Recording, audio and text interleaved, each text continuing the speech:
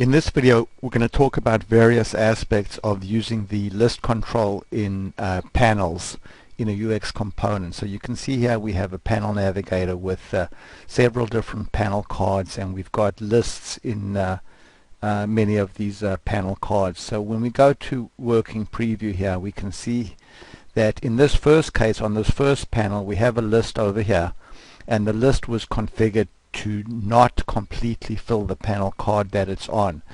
In many cases though, you'll want the list to completely fill the panel card. So if I go to this fourth panel here, you can see that in this case the list control has been configured to completely fill the list, to completely fill the panel that it's in. But if we go now to back to say A, we can see here our list which is not filling the panel, and then if we go to card number B, there we can see again that we have a panel. This time the panel has two lists, and again the lists are configured to not completely fill the panel, but we've defined the lists to be center aligned on each panel. And you can see that I can scroll the actual panel itself to go up and down the panel. And if I scroll on the list itself, I can scroll the list. So if I scroll there now, and then I can scroll within the list.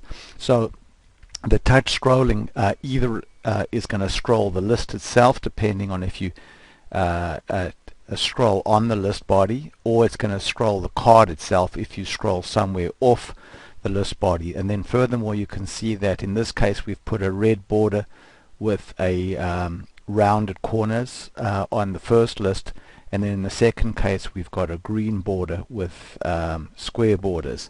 And then here we have another example of a control, in this case a map, that is completely filling the card that it's on. So let's go back now to look at design mode, and we can see that this on the fourth panel, here's our list number 4, and we've checked the property fill container.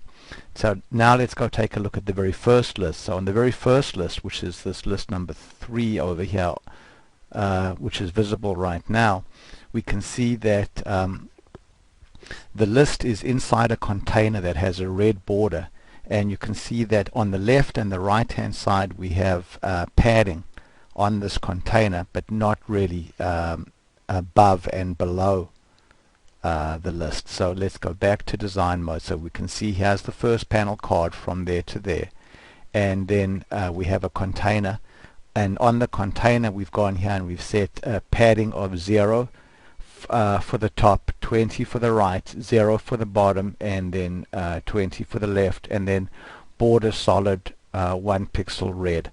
So that's caused the list to have a 20 pixel border or padding on the left and the right hand side.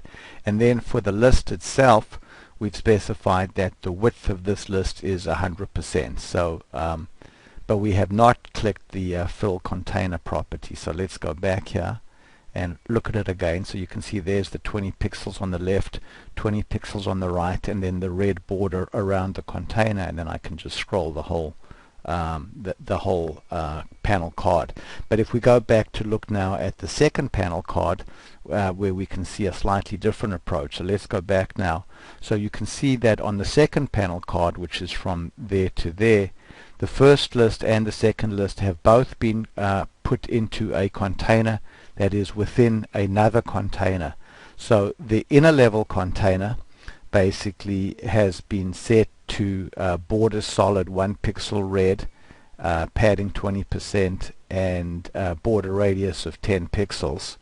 And then the list itself has been set to completely fill the container. So this list is filling container number 2, but the outer container has a padding of 20 pixels on it as well. So that's causing the space